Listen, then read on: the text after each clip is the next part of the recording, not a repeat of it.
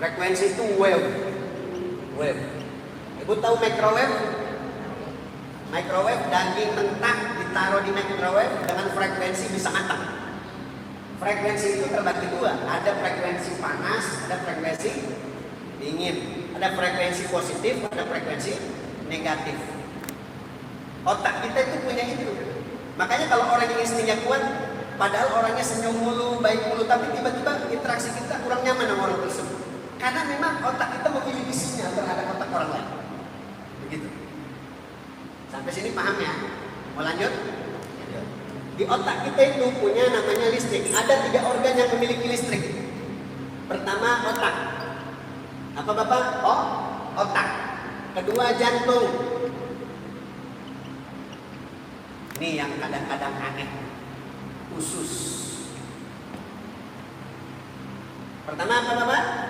Otak. Kedua jantung. Usus. Kalau Bapak pernah nonton film di Netflix itu ada namanya Hack Your Heart, itu membahas tentang usus. Itulah kenapa di dalam hadits Nabi Muhammad itu banyak sekali tentang penyakit-penyakit tentang perut.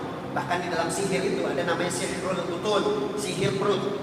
Ada orang yang terkena gangguan sihir dengan perutnya. Otak itu kalau di rumah sakit, coba silakan Bapak, Dok, saya mau cek otak saya. Itu pasti dikasih alat namanya EEG. EEG. Ada dokter sini ya? Kan kalau ada dokter pasti tahu. Di otak itu pasti kalau orang mau ngecek otak. Jadi EEG ini alat kalau dipasang begini nih. Jadi kalau ada kepala begini nih. Dia ada kayak apa sih tempel-tempelan gitu terus kabel-kabel begitu. Nah, itu dipasang di situ. Jadi kalau ibu stres itu nanti otaknya apakah biru, apakah hijau, apakah kuning, apakah merah. Kalau merah itu stresnya berlebihan. Disebutnya apa? Electric encephalography. Elektrik artinya listrik. Berarti otak kita ada listrik. Makanya orang di dalam sebuah riwayat, man qara al-Qur'an fa da'watuhu mujabatun aw mu'ajjalatun aw mu'ajjalatun. Orang yang baca Quran itu doanya itu pasti mujabat. Pasti diijabah. Aw mu'ajjalatun aw mu'ajjalatun. Baik itu langsung diijabahi ataupun nanti. Makanya orang yang sering baca Quran itu doanya pasti mustajab. Kenapa? Listriknya nyampe langsung ke Tuhan. Listriknya nyampe langsung ke Allah. Karena ada koneksi listrik di situ. Itulah kenapa doa langsung diijabah. Kemudian jantung itu pasti kalau dicek di rumah sakit pasti pakai EKG namanya Bapak. Benar ya? Ada yang pernah cek jantung? Itu alatnya namanya EKG, Electric Cardiography. Elektrik kardiografi itu listrik, elektrik, namanya elektriknya listrik. Makanya kalau orang ada henti jantung itu pakai alat yang jol itu. Nah, pernah lihat tuh ya, Pak ya? Nah, dipacu, dirangsang pakai listrik lagi, biar jantung hidup lagi. Nah penghantar itu Bu, Bapak Ibu, penghantar dua listrik ini salah satunya apa? Usus. Makanya ada satu pasien mengatakan, Ustaz, saya suka panik, suka cemas, suka was-was aja. Listrik ususnya tidak merangsang kepadanya. Dan ternyata diteliti orang yang semudah cemas itu bisa jadi ususnya kotor. Al-wahmu. Ada orang mati takut mati. Ada orang sakit takut sakit. Ada yang begitu ya? Ini ususnya kotor. Makanya ada juga kalau orang yang ibadah ini was-was. Contoh nih kalau kita kan kalau di takbiratul ihram itu macam-macam ya. Allahu Akbar, kan ada yang begini tuh. Ada yang begini tangannya ya. Ada yang begini aja. Ada yang begini.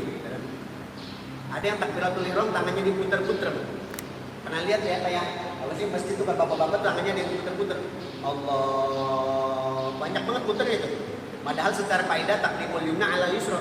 Kedahuluan yang kanan dulu jatuh, ya kan? Baru yang kiri. Nah, kalau misalnya yang kiri yang kanan dulu jatuh baru itu tangannya begini kan? Makanya diputar sekali biar kanan di depan. Cuma kadang-kadang karena orang nggak paham muternya banyak. Tidak ada yang begitu. Tapi ada yang juga pernah masalah was-was di dalam sholat itu dia usolli aja mulu. Saya pernah lihat itu. Usolli fardal maghrib ala. Oh, cemas. Usolli lagi. usolli Allah. Usolli lagi, usolli Allah. Ada begitu. Allah. Yang jadi parah kalau udah was-was, anxiety, kemudian tangan diputar-putar. Allah.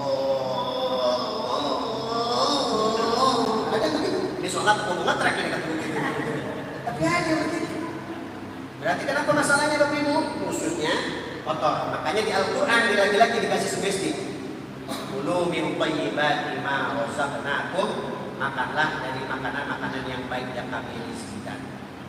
Makanya salah satunya kalau makan, biar makanan jadi bagus, baca doa Allahumma barik lana fima razaqtana wa qina adzabannar. Jangan sampai makanan kagak enak amat itu diucapin, itu makanan jadi jelek.